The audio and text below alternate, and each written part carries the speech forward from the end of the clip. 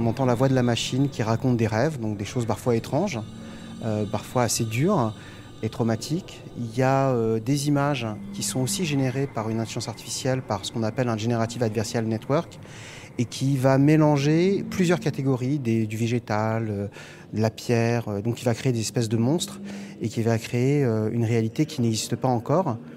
Et ce qui m'intéresse là, c'est comment l'imagination artificielle va se nourrir de toutes les données du big data, de tout ce qu'on accumule depuis une quinzaine d'années tous sur les réseaux sociaux, pour créer une réalité alternative, une autre possibilité, quelque chose qui n'existe pas et qui pourrait être la définition de ce qu'est une œuvre d'art.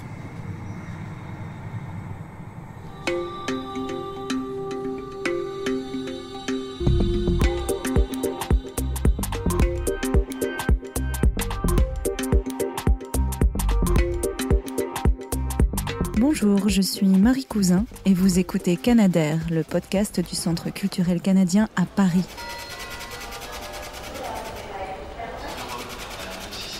Pour bien commencer cette série, quoi de mieux qu'une Dreaming Machine ? C'est le nom de l'installation de Grégory Chatonsky, cet artiste-chercheur franco-canadien qui vient juste de nous décrire son terrain de jeu, cet imaginaire technologique où l'intelligence artificielle crée à partir de rêves humains, des images dérangeantes, une logorrhée surréaliste, des sculptures monstrueuses. Depuis toujours, les artistes interrogent, sondent les limites des technologies qu'ils utilisent, du tube de gouache à l'appareil photo ou à la caméra. Alors, pourquoi pas les algorithmes ou le big data, me direz-vous ? Certes, mais allons encore plus loin. Les machines pourraient-elles rêver par elles-mêmes ? Créer par elles-mêmes ? Ces robots ou cette intelligence artificielle pourrait-il aussi nous apprendre à nous, humains, à mieux décrypter le monde ? C'est la question au cœur de l'exposition du Centre culturel canadien à Paris, qui réunit actuellement 16 artistes canadiens et français autour d'un thème. Human Learning, ce que les machines nous apprennent.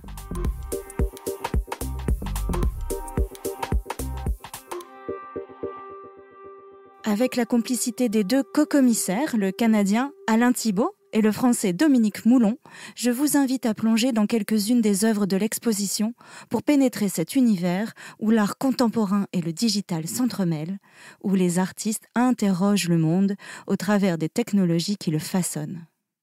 Nous, on a voulu dire, ayant tout appris aux machines depuis, non pas des décennies, mais des siècles, ne serait-il pas temps d'apprendre des machines, d'apprendre de leurs mécanismes, d'apprendre à leur proximité, d'apprendre de leurs algorithmes, de leurs possibles raisonnements, de leurs esthétiques, et aussi, très important, de leurs erreurs, car finalement, s'il y avait un monde dans lequel l'erreur était encore permise, autorisée, ce serait le monde de l'art.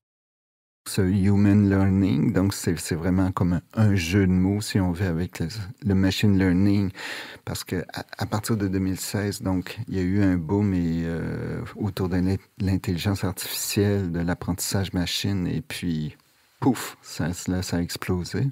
Dominique Moulon et Alain Thibault, que vous venez d'entendre, se connaissent bien. Et je ne vous parle pas de leur goût pour les brasseries parisiennes, non, je vous parle de leur passion commune pour l'art contemporain digital. Pour cette exposition, Dominique Moulon, commissaire associé de la Biennale Nemo, dans laquelle s'inscrit cette exposition, a travaillé d'un peu plus près avec les artistes français, pendant qu'Alain Thibault, directeur d'Electra, la Biennale internationale d'art numérique de Montréal, s'est tout naturellement concentré sur nos invités canadiens. Montréal étant un épicentre du genre, c'est normal qu'on ait quand même une sélection d'artistes montréalais. On a quand même des artistes torontois, dont notamment David Rokeby, qui est quand même pour nous une espèce de légende, parce que David Rokeby est assez connu. C'est un des premiers artistes, notamment canadiens-anglais, à avoir travaillé sur toutes sortes de systèmes, des œuvres qui impliquaient des détections avec des caméras vidéo. Et il a fait toutes sortes d'installations vraiment, vraiment intéressantes. Imaginez une toile vierge, tendue sur un cadre, à la fois douce et rugueuse. Un grand carré gris, étrange et fascinant. J'approche ma main et le vide devant l'œuvre prend vie au bout de mes doigts, comme un étrange instrument de musique qui réagirait au presque toucher. Minimal Object, c'est le titre de l'œuvre du Torontois David Rugby, pionnier dans l'approche du machine learning comme inspiration artistique.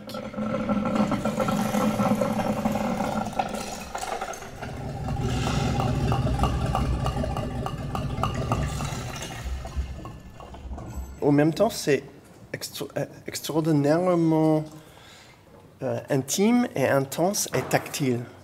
Parce que le son, les haut-parleurs sont vraiment juste devant le toile.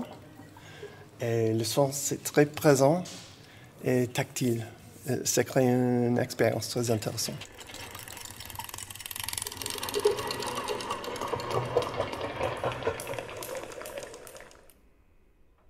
À quelques pas de la toile sonore de David Rugby, 4 tableaux de l'artiste Douglas Coupland occupent l'espace du grand mur de la galerie.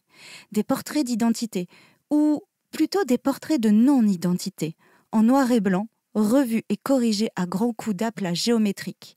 Avec Deepface, le célèbre auteur de l'ouvrage Génération X anonymise et se joue des codes de la reconnaissance faciale, comme un pied de nez artistique aux algorithmes des GAFAM. Dominique Moulon nous en dit plus. Et c'est vrai qu'aujourd'hui, si on se pose les grandes questions sociétales, il y a de fortes chances qu'elles aient été initiées par le digital, révélées par le digital, ou que les solutions passent aussi par le digital, ou peut-être même que les problèmes arrivent avec le digital, et que les grands mouvements sociétaux en France, actuellement, on le sait, Dieu sait s'il y en a, comme dans le monde entier, quand on parle d'ubérisation, quand on parle des robots qui vont nous prendre nos emplois, le digital est de toute façon là, dans toutes les couches de la société, dans tous nos usages, mais aussi dans toutes nos grandes questions. Donc c'est vrai qu'il y a une multiplication actuellement des événements à la frontière de créativité, industrie, digitale, art, etc. Et c'est normal que ça se multiplie, même s'il y a des ancrages historiques qui remontent à déjà il y a quelques décennies. Alors, on a pour habitude de dire que, c'est peut-être dans les années 50 qu'on a vu émerger les premières œuvres autonomes, interactives, robotiques. Et puis, les années 60, il y a eu les premiers événements entre, on va dire, l'Europe et l'Amérique du Nord. Et puis, il y a eu les années 70, 80 avec les personnels computers, 90 avec les dispositifs de captation interactifs, 2000 avec l'Internet, et puis évidemment 2010 avec l'Internet participatif qui a changé le monde.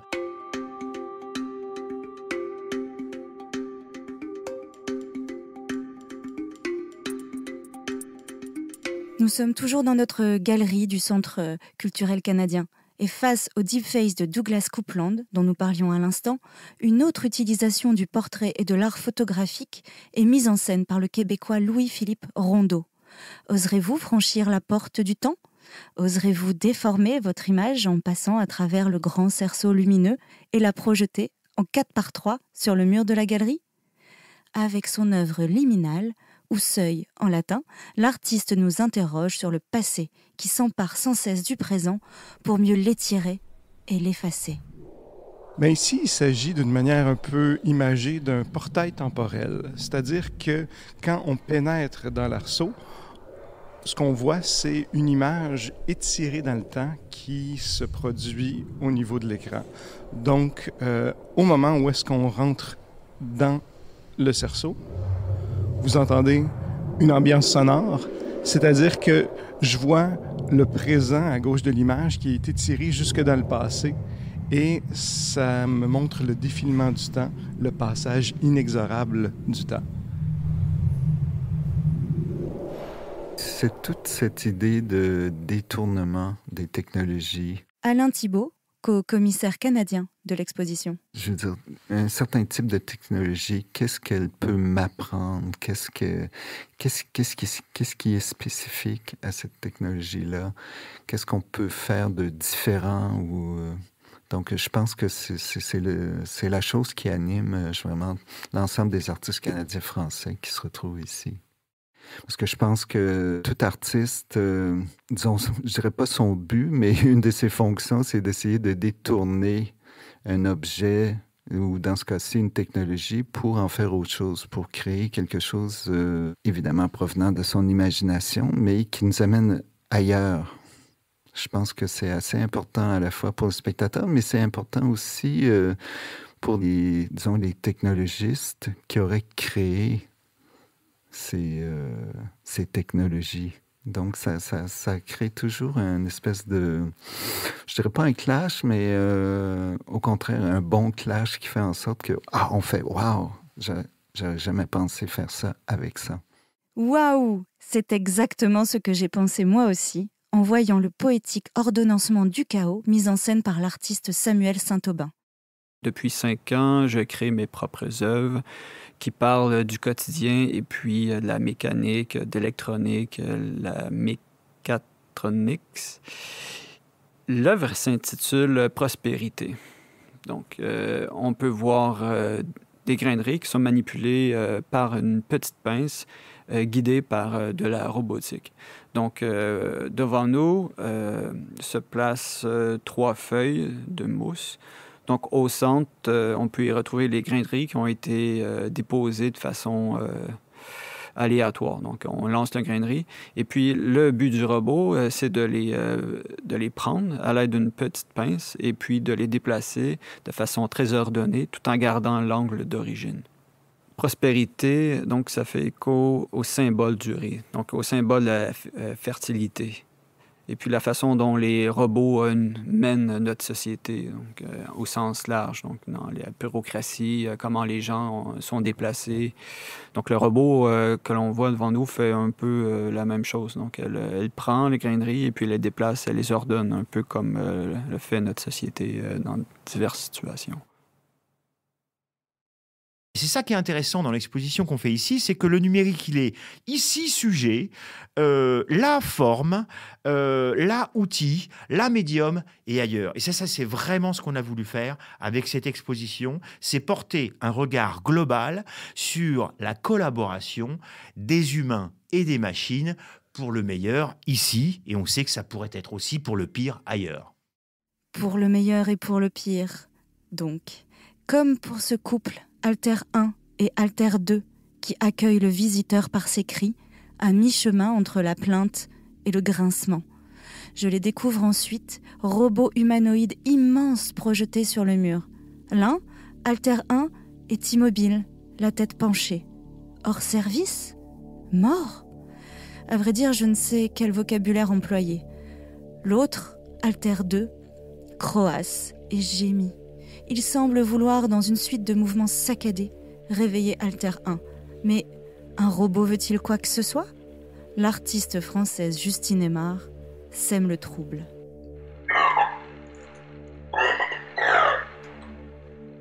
Donc l'installation que je présente est une installation vidéo qui s'intitule Soul Shift, qui est à la fois une exploration de l'idée du mind uploading, qui est cette théorie scientifique où on pourrait en fait uploader le cerveau d'un être humain sur un cerveau robotisé.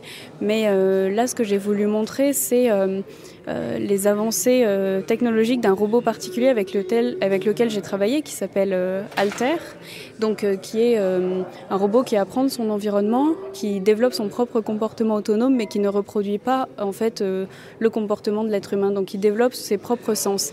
Et ce qui m'intéressait lors de cette installation, c'était vraiment de parler de l'incarnation. Comment un système de vie artificielle peut incarner un corps robotique. Et qu'est-ce qui se passe quand ce corps robotique est cassé et brisé ? Ça parle aussi de la fragilité de la technologie.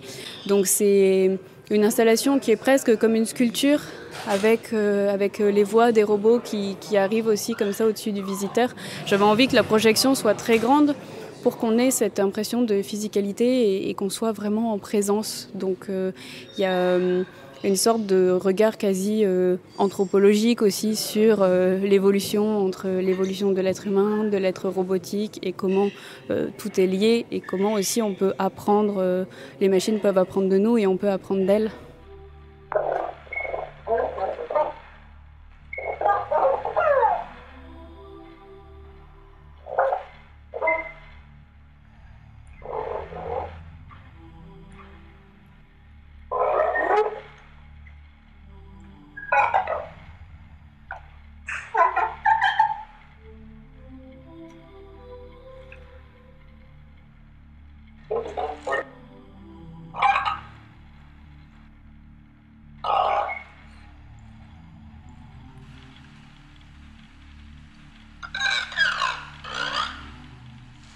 Mais ce qui m'intéresse, moi, c'est comment on s'approprie ces œuvres.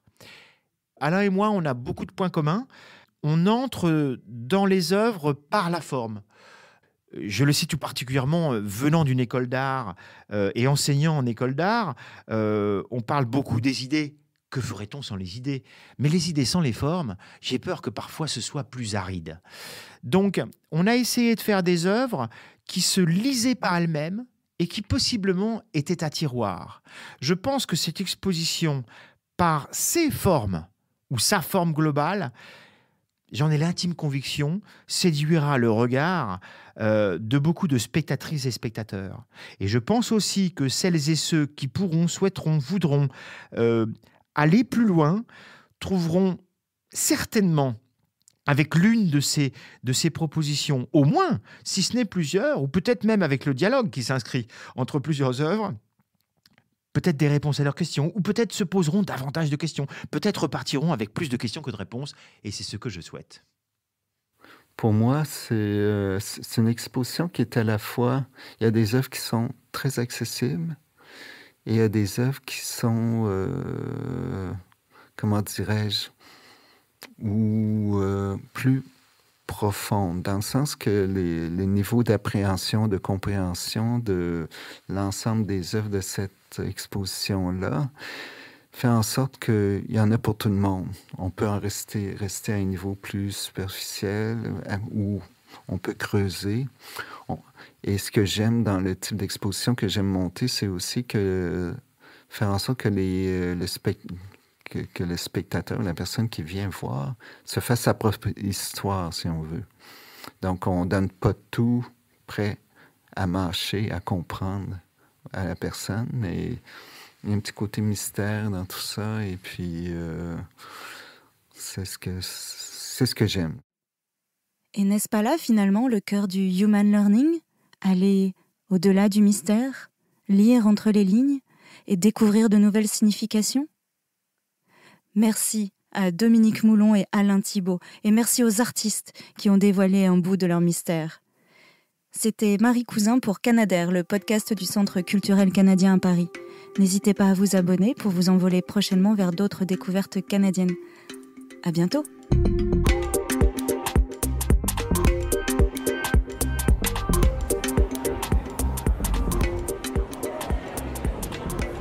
Si vous aviez un mot pour décrire cette œuvre, ce serait quoi?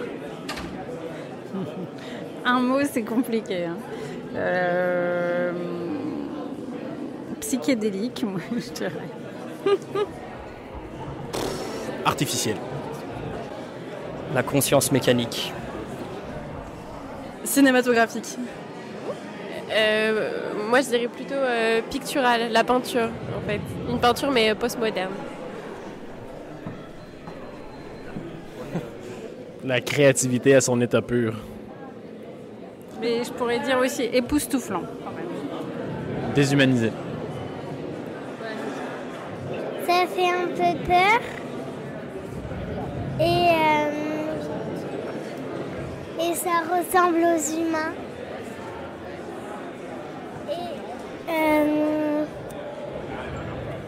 Et aussi, ce qui est drôle, c'est qu'ils ont des yeux.